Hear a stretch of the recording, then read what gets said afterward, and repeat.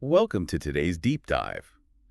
We've got some really fascinating excerpts here from deathpart2.pdf, and I gotta say, it's a pretty unique perspective on death. It really We're is. going to be looking at how reframing death can help us live better, more fully. Yeah, it's a really interesting concept, isn't it? This source dives right in, saying that death, which is often seen as tragic, is actually compassionate. Yeah, I thought that was super interesting, almost like a paradox. Right. But this source does make a good argument. Oh yeah, absolutely. The text asks if clinging to life no matter what might actually be stopping us from, really living, like holding your breath. Oh, You can't appreciate a deep breath until you let go and exhale. that's a really good analogy. I remember they actually suggest trying that in the text. Oh yeah. Take a deep breath, feel that tension, and then exhale.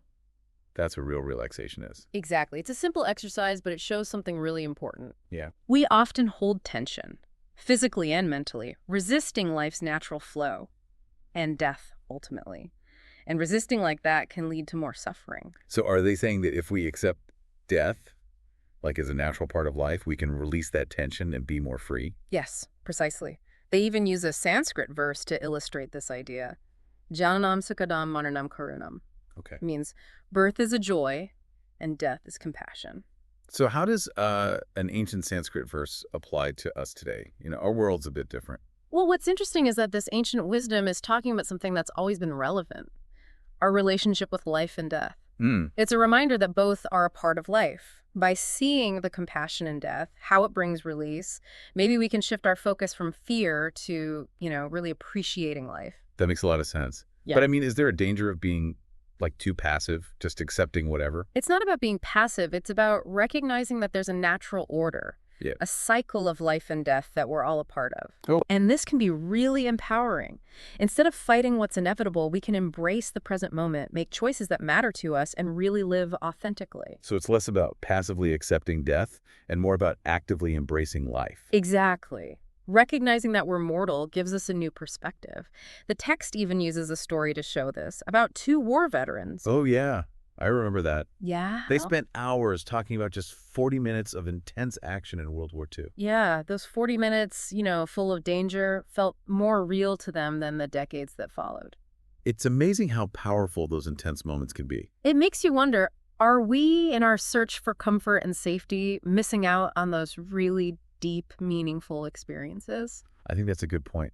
Mm. I think we've all had moments where we feel that rush, that feeling of being totally present. And those are the moments we remember, right? The ones that shape who we are. They stick with us. So the source argues that when we try to avoid discomfort, when we play it safe, we become stagnant.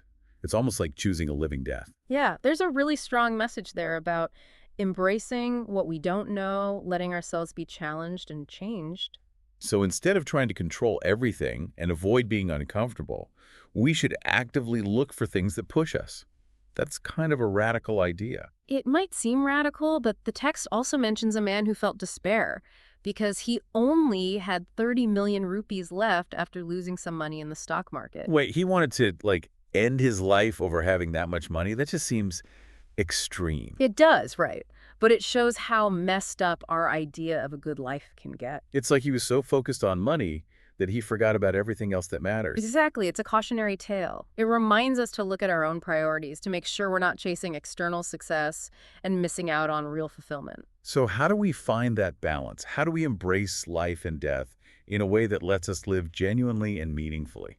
That's a great question, and it's something we'll keep exploring as we go deeper into this text. It's interesting how we're always told to set goals and strive for success. Yeah. But this deep dive is saying that focusing too much on that can actually make us feel empty. Yeah, and the source really challenges those ideas.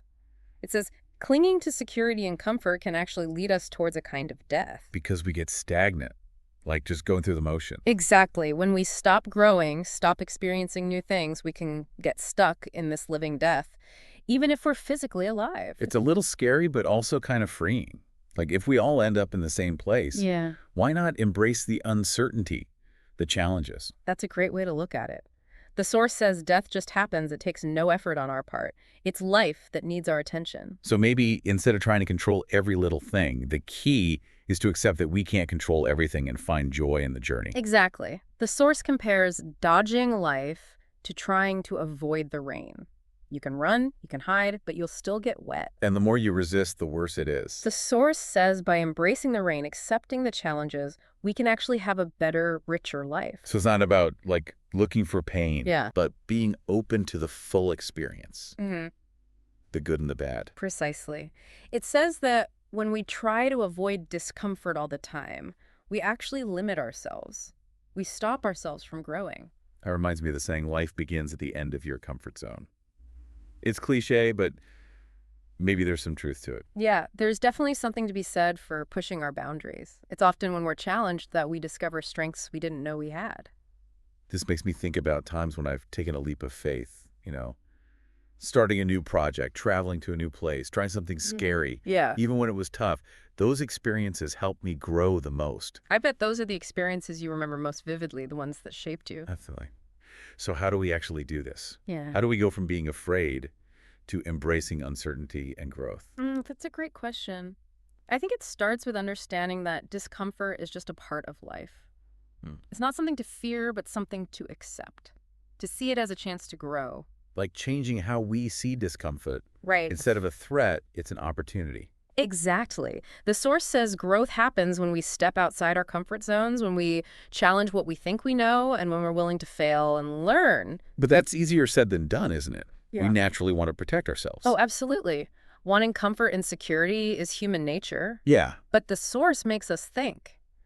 Is our search for comfort actually stopping us from finding real happiness? So it's not about being reckless, but finding that balance Yeah. between protecting ourselves and letting ourselves be challenged and changed. Exactly. It's about realizing that real growth, real fulfillment, often comes after discomfort. So how do we know when to push and when to hold back? How do we know if we're taking a healthy risk or just being reckless? That's where intuition comes in. And self-awareness. It's about listening to that inner voice, Yeah. paying attention to what our bodies and minds are telling us. It sounds like finding that balance is something we work on our whole lives. It is. Learning to trust our gut and make choices that feel right, even if they take us somewhere new.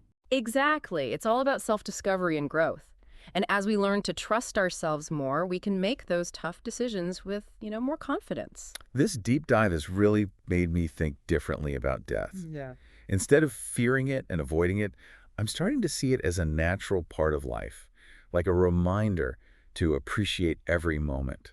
That's a really great insight, and I think it gets at the heart of what this source is saying. By accepting that we're mortal, that our time is limited, we can actually live more fully. Kind of strange, isn't it? Thinking about death can make us feel more alive.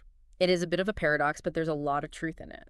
When we realize life is temporary, we start to appreciate the small things more. Right. We savor those moments and go after what really matters to us.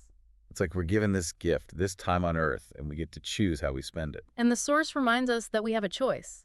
We can spend our lives avoiding discomfort and holding on to a false sense of security. Right. Or we can embrace the unknown, push our boundaries, and really experience everything life has to offer. So what do you think?